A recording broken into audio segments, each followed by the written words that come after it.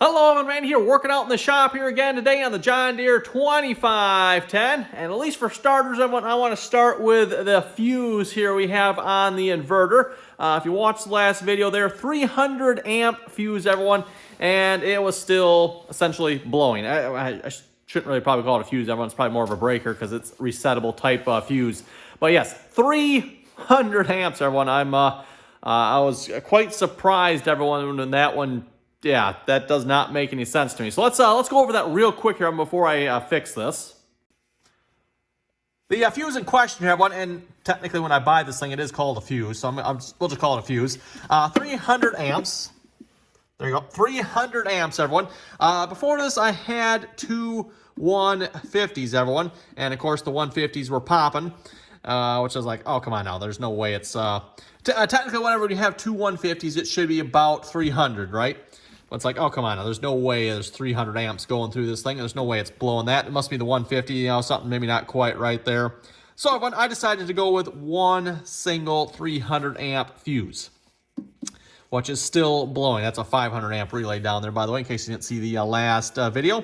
Runs from the battery there, down to this fuse, down to the relay, finally into the inverter here. Now, there's no doubt, everyone, this inverter can definitely draw 300 amps. That part, I believe, everyone. That definitely can happen. There's no doubt about that. However, running the heater here, I don't think that's drawing 300 amps. I just don't see how that is possible here, everyone. And I don't know, maybe someone that knows more about the numbers than I do here, but if I understand the numbers correctly here, per the inverter, this inverter says the heater is drawing 1,700 watts. 1,700 watts. That's what, roughly 17 amps. Of course, everyone, we're looking at AC power here.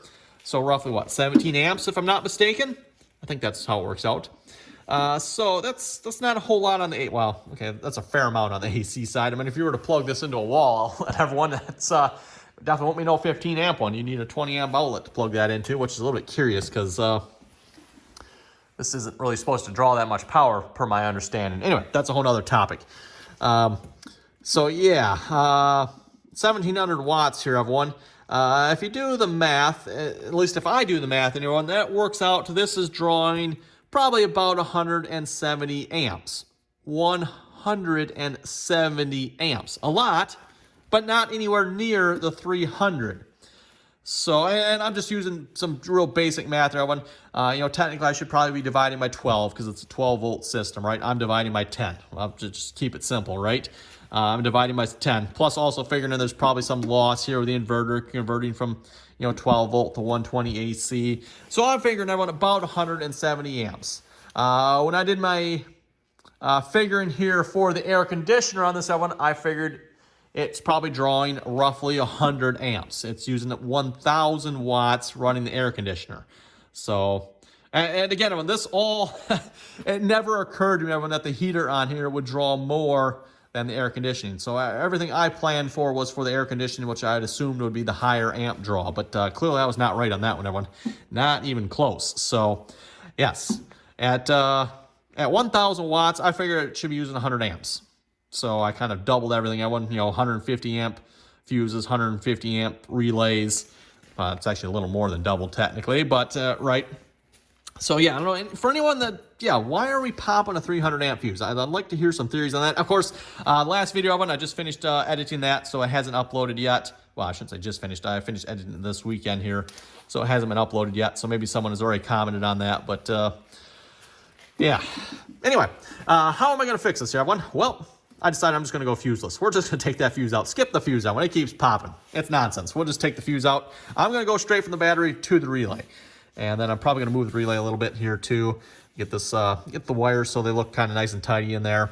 And we're just going to go with that. I want to call it good. I do realize too, by the way, maybe one of the reasons we're popping it, we got a fuse in here. That's probably going to result in some loss. We got a relay down there. That's probably also going to maybe result in some loss. I'm wondering if maybe that has more to do with it than the fact that this is actually drawing that much. I don't know. That's one of my thoughts there, everyone. Don't know.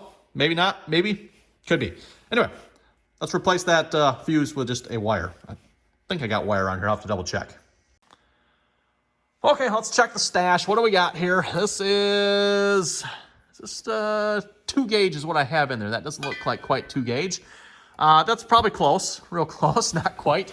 Thought I had some 2 gauge left over. Maybe I don't have one. I might have to wait. Oh, wait, no, here it is. I thought I had some. There it is. Okay, yes. Nope. Yes, that'll work. There's the stuff right there. That should be 2 gauge wire. Now, I was debating everyone, if it's drawing 300 amps here, maybe I should go higher than 2 gauge wire. I don't know. Because again, when I figured the 2 gauge wire, everyone, I did actually go online and look at a loss calculator here for this. And based on, I figured in 300 amps here, everyone. Yeah, I figured in 300 because I figured that'd be way more than what this is drawing, but clearly that was not right. So maybe I should go bigger than 2 gauge wire yet, but at least for now I'll go 2 gauge, and we'll see how that goes. Okay, I think we got everything we need here. By the way, you ever try to cut 2 gauge wire with one of these? Oh boy, everyone, that's a bit of a chore there. I do have the proper tool for it. Unfortunately, I have it lent out at the moment. And the person I lent it to is on vacation for the next 2 weeks, so I can't just go and get it back at the moment. Well. Yeah, it's got some more of these terminal things. These aren't cheap, by the way. Yeah, not cheap. And I already got 2 of them on there. Oh, well, is what it is, I guess. And, yeah, there's some heat shrink. Got the cable. I think we're ready to go.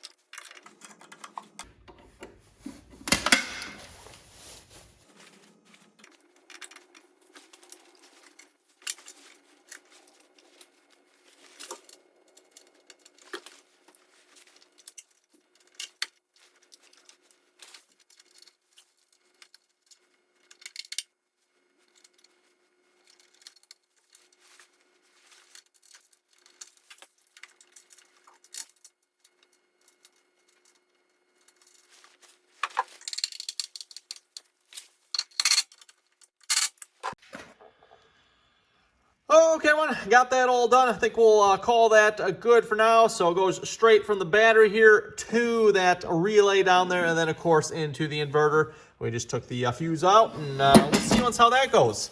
So, anyway, we're on to our next project here for this video, and that's hopefully going to be a windshield wiper for the front window here.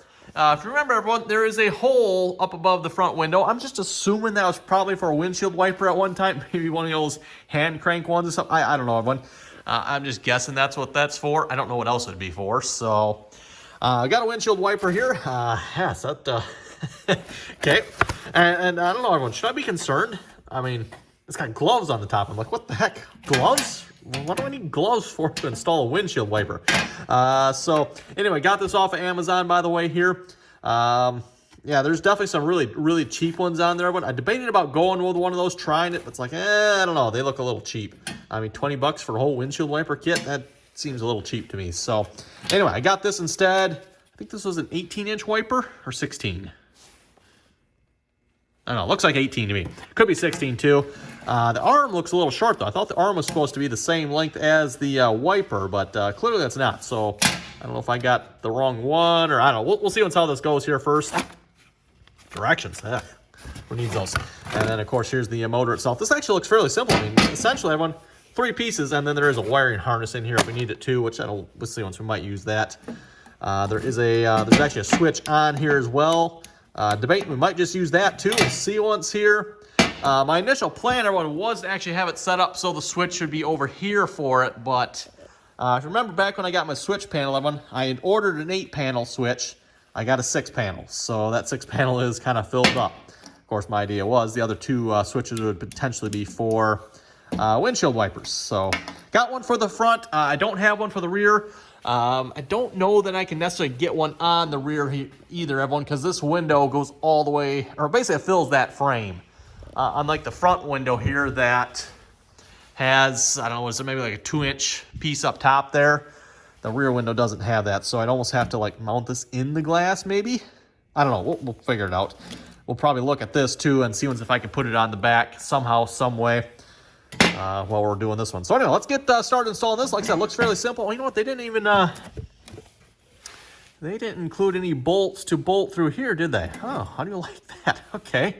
Yeah. So this, of course, is the wiper motor here part that goes through the steel there, and then there's supposed to be 2 bolts, or I think per the directions. Yes, I did actually read the directions. You're supposed to at least use one of these holes. You don't have to use both. We'll probably use both because why not? But you're supposed to bolt both of these holes to the window here. They don't include bolts for that, do they? Oh well. I got plenty of bolts. We can figure that out.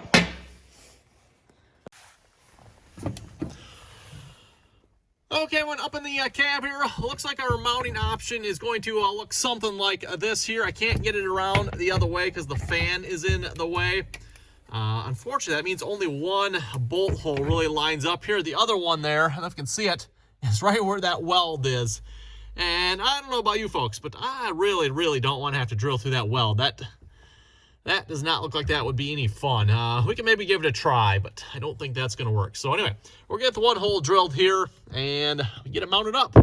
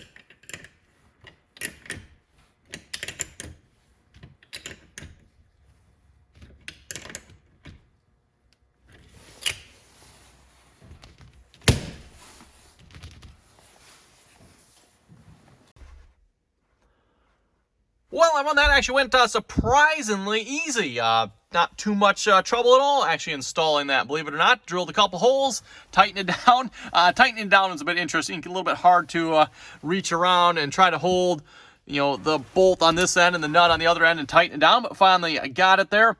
Now we need to wire it up, and I was looking at this, Trevor. I do have wires back behind here for this. Not sure how I'm going to get at them though. And I only have one wire as well. I just actually pulled this off here and look at how many wires I got. I only have one available. I do have two available in the back here. These two run to the back here. And this green one is running to the front. So I do have one available. Debating though if I'm actually going to use that or not. I was thinking about getting back in there and pulling that wire out. But I'm thinking I might just kind of run it up along here for now. Because there is a washer kit that goes along with this as well. I decided when I'd start by installing the wiper first, see how that goes. Then if this works out well, I might throw the washer kit on it as well. I don't know that we really need it, but can't hurt either, right? Why not? So, but if we did do that, then I'd probably want to run more wires. And being only have one, that's probably not going to be enough. So, and there is a negative running up there, so I don't really need to, but... yeah, I think that's what I'm probably going to do. I'm just going to run it separate for now, and in the future, maybe I'll figure out if I'm going to do more with this or just leave it like that. Not to mention, what might have one in the back here as well, but I'm not sure. The only place I can think to put one would be in the glass itself, because I don't think there's room up there to get anything in, so that just wouldn't work, unfortunately. Okay, I decided to get real fancy with my wiring for now. Don't worry, in the future, I'll probably do something better with that. Like I mentioned earlier here, I might still be adding more to this. But at least for the moment, everyone got it wired up. I just finished adjusting it here, so hopefully it's about even. And if we turn it on here, hey, it's working. Look at that. I think it needs to probably have a little bit longer arm, everyone. Although, based on your head height here, everyone, it is... basically wiping the window at about head height. Yeah, I think a longer arm though would probably be nicer. A little bit longer arm. I did get the longest blade configuration though, so I guess that's not to say you can't get longer blades, but at least the kit here, this was the longest blade option they offered. Oh well, anyway, that's cool, everyone. It is working. I think we can turn that off. Actually, if I get it, I figured right about there, because then it's in line with the exhaust and the air intake and stuff there. Doesn't maybe block your view quite as much. I don't know. We'll see once here. Of course, this one doesn't, have a self-rest position. Wherever you turn it off at, that's where it stops. But hey, that should work.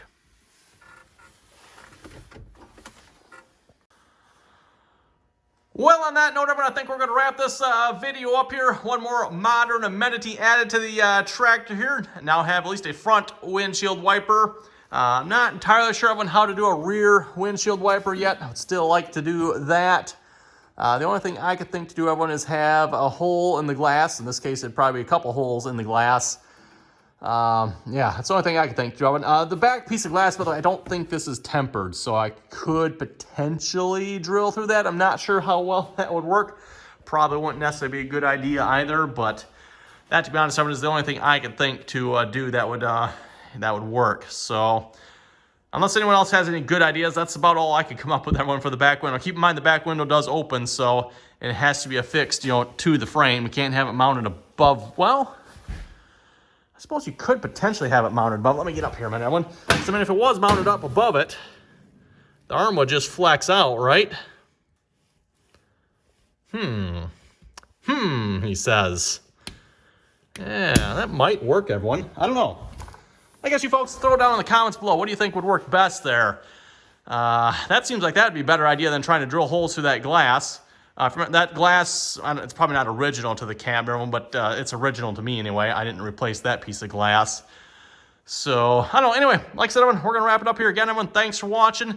Don't worry, there'll be more to come on this. I'm not going to leave the wiring like that. Don't worry about that. So, I just figured for now, we'll just get it wired up, and I'm going to figure out where I'm going to go from here. So, thanks for watching, everyone. Comments or questions, be sure to throw them down below.